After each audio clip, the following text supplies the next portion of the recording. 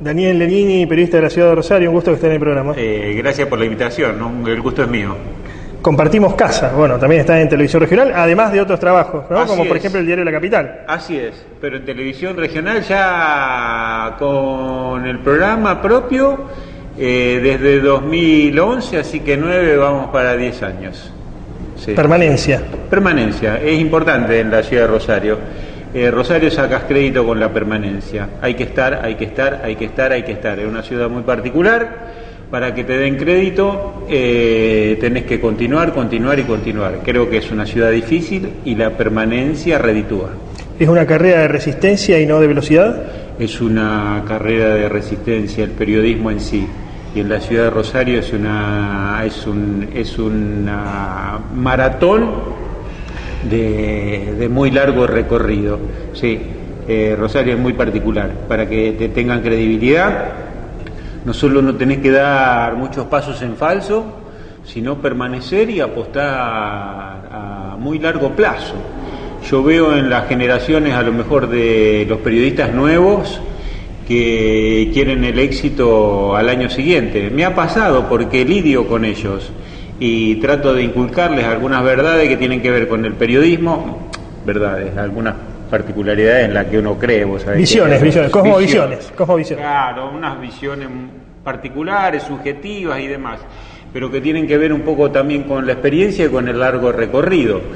Y por ahí, cuando les inculcas o le das a entenderlo o le querés señalar que el rédito es a varios años, te miran menos medios desconfiados, lo quieren al año siguiente. Y en Rosario y en el periodismo, al año siguiente vas a obtener muy poco. Sí. Bueno, vamos a hablar un poco sobre cómo ves la política. ¿Cómo estás viendo la política nacional? ¿Cómo estás viendo la política provincial? Comencemos por lo nacional. Yo, en general, tanto nacional como provincial, soy muy descreído, más allá de los cambios de gobierno. ¿Escéptico? Soy escéptico, sí, soy escéptico. Y en las entrevistas como esta soy más escéptico y soy casi más negativo que lo que muestro en mi programa, digamos. En mi programa entrevisto, trato un poco de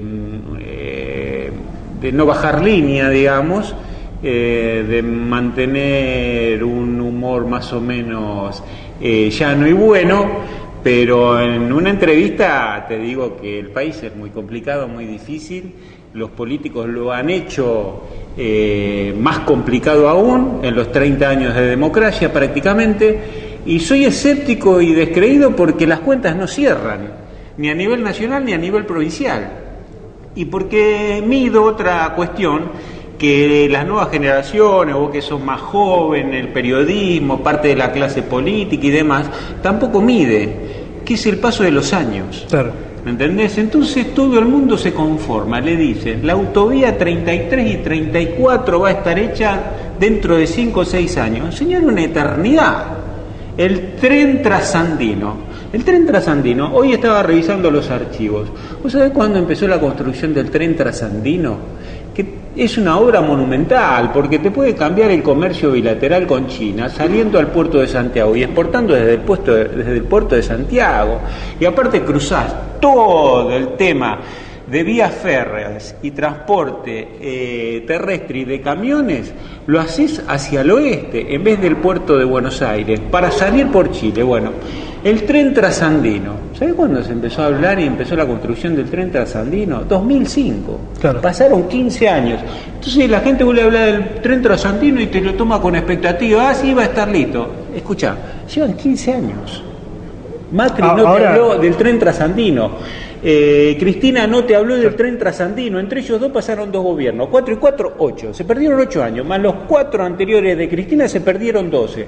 Flaco, no es una obra para que tarde 20 años. Un tren trasandino, te vienen los chinos con la tecnología de ellos y te lo liquidan en 4 años. Ahora, por lo que vos decís, esto impericia de la clase dirigente, digamos. Total. No es una cuestión estructural, como aluden muchos, de falta de población, de que nunca tuvimos escala en la industria, de cuestiones estructurales, digamos. Es una visión estructural, y es una visión de que la gente, obviamente vos no le podés permitir exigir al ciudadano común que esté debidamente informado y lo pida la obra.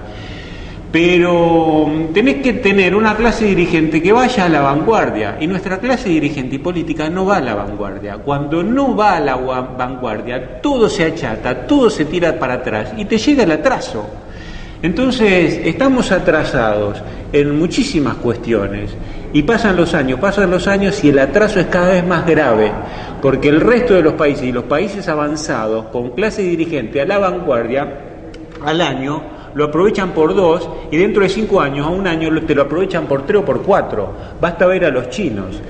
Entonces, cuando la clase política y dirigente es achata a toda la población, se atrasa en términos cada vez más exponenciales. Entonces, si vos me decís, ¿cómo la ves? Yo la veo mal, claro, porque veo que me pasan los años, que el atraso es cada vez mayor y que nadie está a la vanguardia como para decirte, loco, la autovía 33 y la 34 se solucionan hasta Rufino en 1 año y medio, no hay más que hablar. Y la ciudad de Rosario, a través de circunvalación, va a tener la salida de Avellaneda por Pérez, así, está atrás. No existe nada de eso. Puesto de otros modos, nos falta una burguesía nacional que se ponga sobre su hombro el proceso de desarrollo capitalista del país, digamos. Sí, pero yo más que a la burguesía le exijo más a los políticos. Yo creo que el atraso está en la clase dirigente. El atraso está en gente política que no tiene información, no tiene planes, no tiene nada. Vos podés hablar, por ejemplo, un ministro que más o menos tuvo determinada visión con el tema de los ferrocarriles, como Dietrich. Perfecto. Yo te traigo una máquina trazadora, instaladora de vías, como las que existen en Europa y en China, y Dietrich es del medioevo, ¿me entendés? Porque son máquinas que te instalan las vías y te hacen 15 kilómetros de instalación de vías por mes. En un año tenés 150 kilómetros y tenés mano de obra que tiene que acompañar a la máquina nada más. Claro. ¿Entendés? Bueno, una máquina así, traerla de Alemania, de Holanda, de China, de donde se hacen, te cuesta $10 millones. Para un país no es nada. La pones en funcionamiento y empezás a instalar las vías, las que vos quieras, hasta Salta, el tren Belgrano, lo que vos quieras podés hacer. Acá no hay información, no hay avanzada, no sé para qué existe. Vivimos al día, diría un amigo, digamos. Viví al día, viví pagando sueldos. Ahora, por lo que veo, el raconto que haces de la experiencia macrista no es bueno. ¿Qué se viene ahora, digamos, con Alberto Fernández? ¿Se viene un peronismo más a la kirchnerista, como estos 12 años que tuvimos, o un peronismo más al estilo noventista y menemista, si uno quiere? Yo creo que ya Cristina te está marcando la cancha y Alberto no puede zafar. Lo viste el otro día con... Está acorralado, digamos. Está acorralado. Y no creo que tenga pasta tampoco para desarrollar un capitalismo de mercado como el que la Argentina necesita. Esto sale con transformaciones. Yo ni del lado del peronismo ni del lado del macrismo veo una clase apasionada por la transformación. Yo creo que son dos movimientos conservadores. Interesante esto que decís, ¿no? Y son conservadores porque la gente los ha hecho conservadores y porque la gente también acompaña el conservadurismo y porque tenemos un pueblo demasiado bueno también que acepta que más o menos no le cambien tanto las reglas de juego y o sea que el discurso no se condice con la realidad. ¿Por qué? ¿Por qué? Porque en el discurso, incluso Macri no parece ser conservador. En el discurso parecen ambos progresistas. Ni que hablar de kirchnerismo, pero Macri también, ¿no? Sí. Cuidándose con las cosas que dice, pero en la realidad vos decís que es conservador. Son conservadores, nadie te explicita transformaciones. Claro. Aparte nadie te explicita ni tiene la impronta para producir para producir cambios que realmente valgan la pena. Yo te decía, por ejemplo, el caso de Bolivia el otro día. Vos lo tenés, Alberto. Se produce el cambio el caso de Bolivia, el cambio de gobierno y asume Yanine Áñez.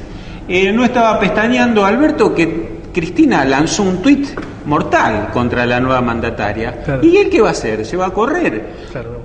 Te maneja por Twitter si quiere, te maneja por lo que vos quieras y te mete en el brete ideológico como lo metió el otro día y al que Alberto con gusto se prendió también. Y fueron 2 semanas verdaderamente para los hombres de negocio y para la gente que más o menos está mirando el país que se viene, que quiere un país mejor, que los tiró a todos por abajo, porque vos tenías el caso de la cumbre con Ominami, tenías el caso de Cristina contra la nueva mandataria de Bolivia y lo tenías, Alberto, siguiendo la pelea con Bolsonaro, con un presidente con el que no te tenés que pelear. Hoy si hay un país con el que no te tenés que pelear es con Brasil. Entonces tu principal socio del Mercosur, o de lo que queda del Mercosur. Entonces el hombre de negocio está mirando esto y ya arranca con una mochila o con un grado de pesimismo. Es muy difícil este país y la clase política se lo hace más difícil todavía.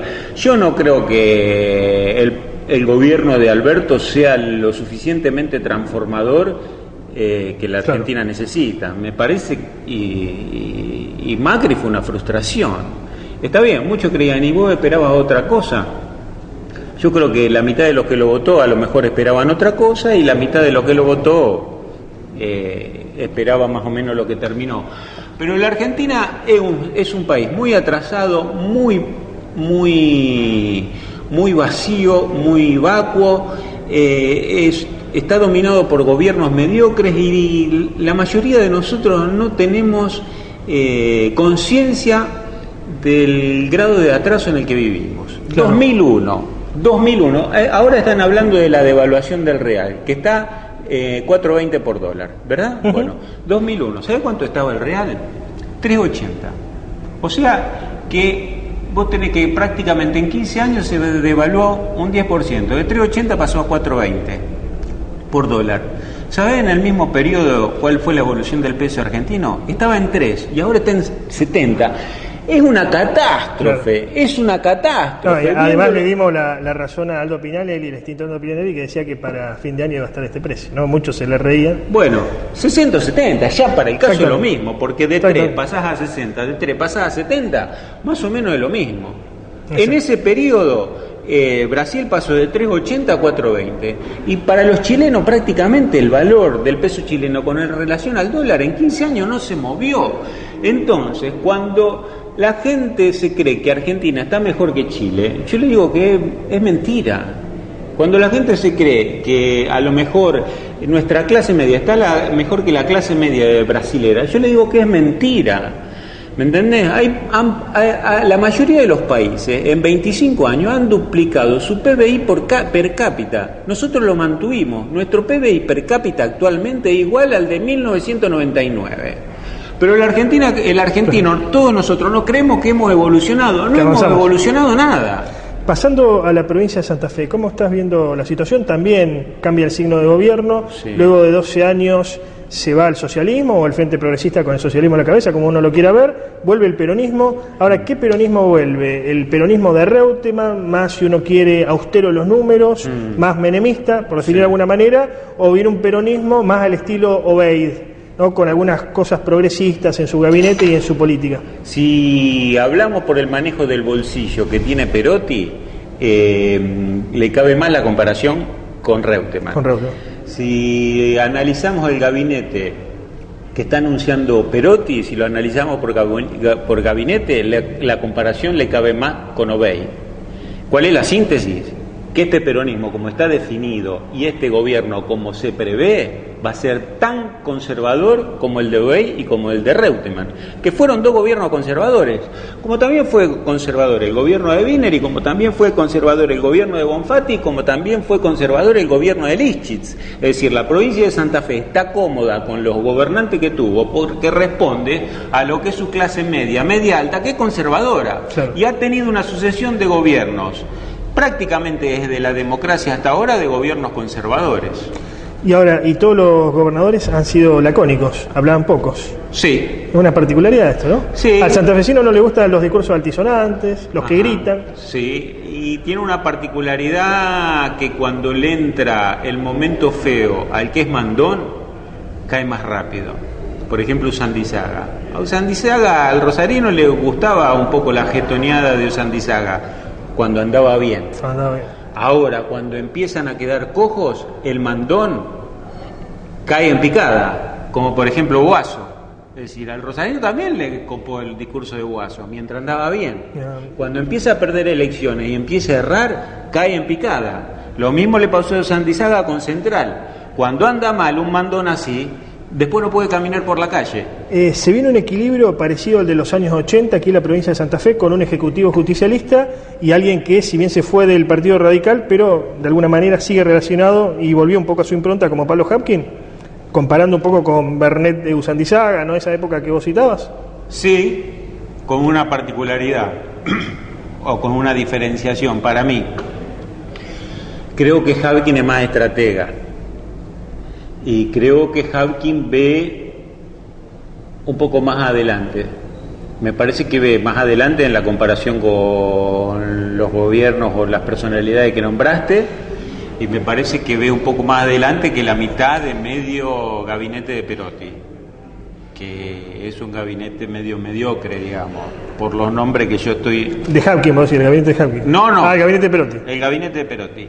El gabinete de Habkin no hay grandes luces tampoco, pero parece que hay un deseo más de innovar en el manejo de la cosa pública. Rosario es más chica. Varios tecnócratas puso. Claro. Varios. Rosario es más chica y te permite también darte estos lujos. Yo no sé si por temor o qué, Perotti se inclinó por un gabinete más de viejos. Y, qué sé yo, vos decías, la comparación de Bernet-Usandizaga. Lo que pasa es que Usandizaga no era una estratega. Y el Tati Bernet estableció una alianza con él y el que dominaba era él.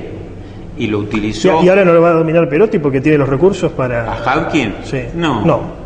Yo creo que no. Y el otro puede demostrar que a lo mejor lo dominás, pero agarrate de 6 meses antes de las elecciones, tanto de la legislativa como la de dentro de 4 años. No se la vería bien a Perotti. Primero porque Perotti no tiene reelección. Claro. Y Habkin sí tiene esa doble maniobra. Reelección en la intendencia, pero si le va súper bien y teje alianzas particulares dentro de 4 años, no, va por la gobernación. Puede ir por la gobernación. Entonces, es distinto cuando un político, y más desde una ciudad grande, cosmopolita como Rosario, tiene más margen de maniobra que otro que está sujeto. Porque el otro está sujeto y tiene que clamar si quiere y tiene que negociar por una reelección y después tiene que jugar la reelección. Pero son 2 batallas que tiene por adelante.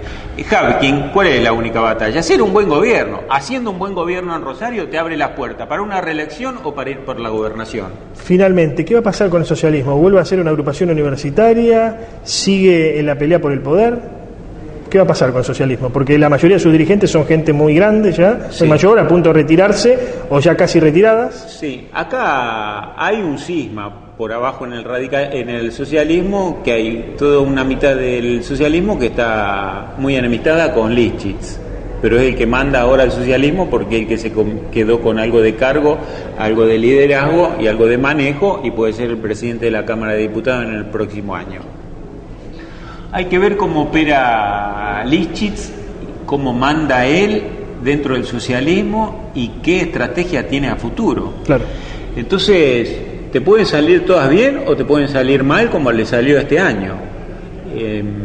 Lo que sí, si yo fuera socialista o fuera de Cambiemos, hoy lo que estaría ocultando, sin que parezca una herejía, pero es porque tu electorado te lo determinó, es saber que si vos tejes una alianza con Cambiemos, dentro de 4 años te queda con la provincia.